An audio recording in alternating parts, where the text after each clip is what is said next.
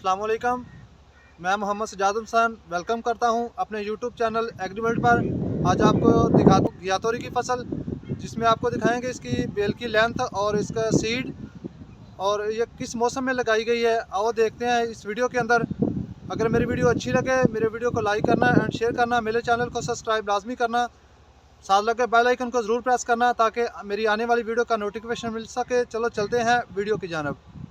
सबसे पहले आपको ये बात करता चलूँ कि जो आप घिया तोरी की फसल देख रहे हैं, अब बात करते हैं इसकी सीड के हवाले से कि ये कौन सा सीड लगाया गया है।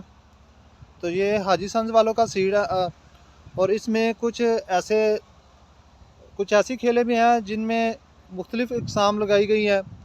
ये जो आप देख रहे हैं ये हाजी संस वालों का है और कुछ ऐसी खेलें हैं जो कि मदीना वालों की सीड है। तो दोनों की एवरेज सेम ही है। आप देख सकते हैं ये बिल्कुल फ्रूट ले रही है, ये फूल निकल रहे हैं इसके और इसकी बहुत ही अच्छी लेंथ है। अब बात करते हैं कि ये किस मौसम में लगाई गई है। तो सबसे पहले ये दिसंबर में लगाई गई थी।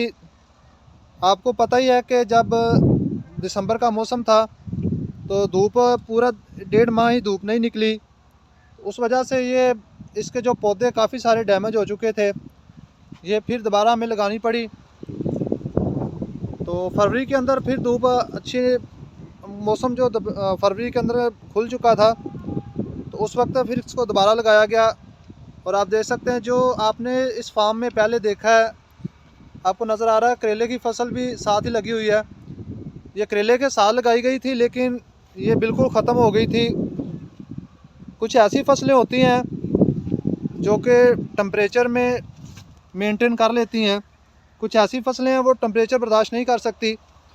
तो सर्दी का मौसम था तो ये जो घिया तोरी की फसल है इसने ग्रोथ नहीं की और ये बिल्कुल ख़त्म हो चुकी थी, फिर दोबारा लगाना पड़ी। तो आप देखें कि अब इसके फूल निकल रहे हैं, इसकी ग्रोथ बहुत ही अच्छी है। तो देखें आप कि इसकी कितनी प्यारी लेंथ है। ये दोबारा लगने के बाद भी नेट पे बिल्कुल ऊपर जा चुकी है और ऊपर से नीचे आना शुरू हो गई है। ये अब फुल तैयार हो चुकी है, फ्रूट लग रहा है इसको। देखें नीचे से फ्रूट लेना शुरू करती है और आखिर तक फ्रूट लेती है। ये आप हमेशा जब भी लगाएं, नेट पे लगानी हो तो अच्छा बीज इस्तेमाल करें ताकि आपको अच्छी इसकी प्रोडक्शन भी मिले, ताकि आपको इसका नेट लगाने का फ़ायदा भी हो। जैसे दूसरी फसल हम बेड पे लगाते हैं उसमें काफ़ी सारा नुकसान होता है कि जैसा कि उसके फूल जो गर्मी की वजह से काफ़ी सारे जो फूल हैं वो डैमेज हो जाते हैं, वो फिर आगे तोरी नहीं बनती। तो नेट पे अगर लगे हुए तो इसको पूरे पौधे को हवा मिलती है और अच्छी ग्रोथ करता है और पूरे जो फूल निकलते हैं सारे के सारे ही अपना तोरी बन जाते हैं। तो इस तरह आप भी नेट पे लगाना चाहें तो अच्छा जो सीड है वो इस्तेमाल करें। ये जो तोरी की फसल है ये ओपन में भी लगाई जाती है और शापर के अंदर भी लगाई जाती है। तो जब आपने दिसंबर में काश्त करनी है तो शापर में लगाई जाएगी। जनवरी फरवरी में आप लगाना चाहते हैं तो फरवरी के एंड में ओपन में लगा सकते हैं, और अगर जनवरी में लगानी तब भी आपको इसके ऊपर शापर देना पड़ेगा क्योंकि कोरे की शिद्दत काफ़ी होती है। ये जो मेरे हाथ में तोरी है इसको आपको दिखाता हूँ। ये आप देख सकते हैं कि इसको बीमारी ने अटैक किया हुआ है। इस तरह जैसा कि दूसरी फसलों पे स्प्रे करना पड़ती है, इस पर भी स्प्रे करेंगे तो आपको अच्छा फ्रूट मिलेगा। ये देखें इस पर काफ़ी सारे धब्बे नज़र आ रहे हैं, ये सुंडी का अटैक हो चुका है। तो इसमें वाइट फ्लाई भी हमला करती है और सुंडी भी अटैक करती है। वक्फे से आप इसमें सुंडी की स्प्रे लाजमी करते रहें ताकि आपकी जो तोरी है, इसका फ्रूट है, वो सुंडी से पाक रहे। और मुख्तलिफ जो बीमारियां अटैक करती हैं जैसे करेले पे अटैक करती है, आपको दिखाया था, तो इस पर भी उसी तरह वाइट फ्लाई और सुंडी और तेला अटैक करता है। तो आप हमेशा एहतियात से स्प्रे करते रहें ताकि आपकी जो फसल है वो बीमारी से महफूज रहे। जैसा कि ये तोरी में बीमारी का अटैक हुआ था तो स्प्रे करना बहुत ही ज़रूरी है। तो फंजीसाइड और सुंडी की स्प्रे आप किसी भी ब्रांड नेम से कर सकते हैं। मार्केट में बहुत सारे ब्रांड मिलते हैं फंगस की स्प्रे के और सुंडी के और मछली के जो वाइट फ्लाई है उसके भी बहुत से ब्रांड स्प्रे ज़हर आते हैं।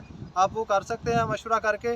जो भी आपके करीबी दुकान है, शॉप है, स्प्रे की नुमाइंदा आप बुलाएँ, उसको दिखाएँ कि ये मसला है, और वो आपको जो स्प्रे रिकमेंड करे वो आप करें। अपने तौर पे कुछ भी ऐसी स्प्रे मत करें जो कि आपको फ़ायदा ना दे, अपना नुकसान मत करें।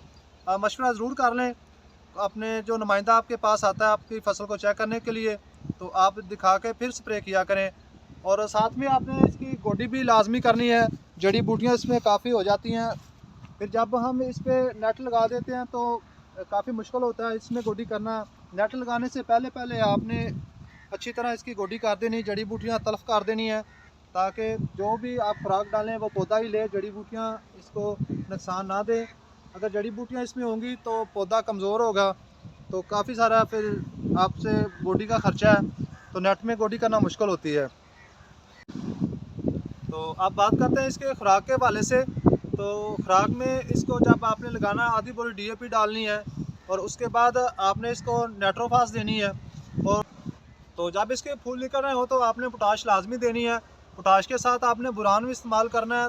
जब आप बुरान इस्तेमाल नहीं करेंगे तो आपके जो पौधे के फूल हैं वो नीचे गिरना शुरू हो जाएंगे, तो आपको काफ़ी नुकसान होगा।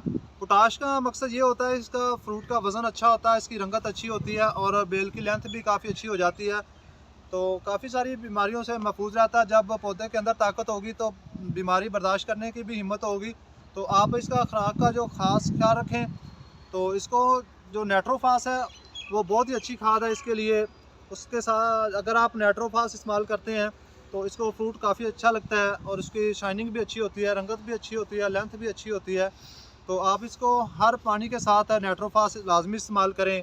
आप बात करते हैं इसकी प्रोडक्शन की, और इसका नेट लगाने का कितना खर्चा और बांस कितने फासले पे लगना चाहिए, आपको दिखाते हैं।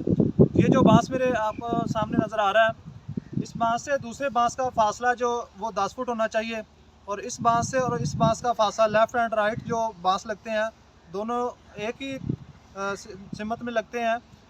तो इस बांस का फासला 3 फुट होना चाहिए, और जो आगे पीछे बांस होते हैं उसका फासला आपको 10 फुट रखना होता है। जो नेट की बात करें तो नेट वही जो दूसरी फसलों पे इस्तेमाल होता है, जैसे कद्दू और करेला की वीडियो आपने देखी, उसमें जो नेट इस्तेमाल हुआ है, तो इसमें भी वही नेट इस्तेमाल हुआ है। तो इस नेट की कॉस्ट जो है वो आपको 320 रुपये का एक नेट मिलता है। और बांस अगर आपके पास है तो अच्छी बात है, अगर नहीं है तो ये आपको परचेज़ करना पड़ेंगे। तो ये 140 या 50 रुपये का आपको एक बांस मिलेगा।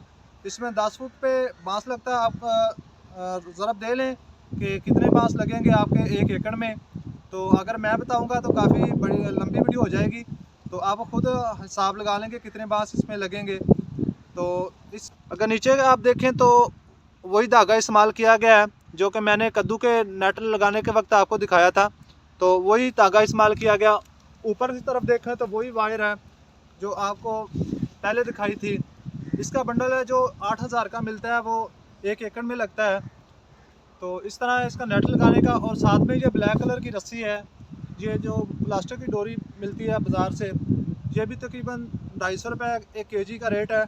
तो ये भी काफ़ी अच्छी है, मज़बूत है, तो आप ये लगा सकते हैं। ये जो ब्लैक रस्सी आपको नज़र आ रही है ये आप इधर भी लगा सकते हैं, लेकिन ये जो प्लास्टिक की वायर है ये फाइबर की है, तो ये काफ़ी मज़बूत है। ये थी आज की वीडियो। अगर मेरी वीडियो अच्छी लगे मेरी वीडियो को लाइक करें एंड शेयर करें, मेरे चैनल को सब्सक्राइब लाजमी कर लें, साथ लगे बेल आइकन को ज़रूर प्रेस करें ताकि मेरी आने वाली वीडियो का नोटिफिकेशन मिल सके। तब तक मुझे इजाज़त दें। इंशाल्लाह मिलते हैं एक नेक्स्ट वीडियो के साथ। तब तक अपना ख्याल रखिएगा। अल्लाह हाफिज़।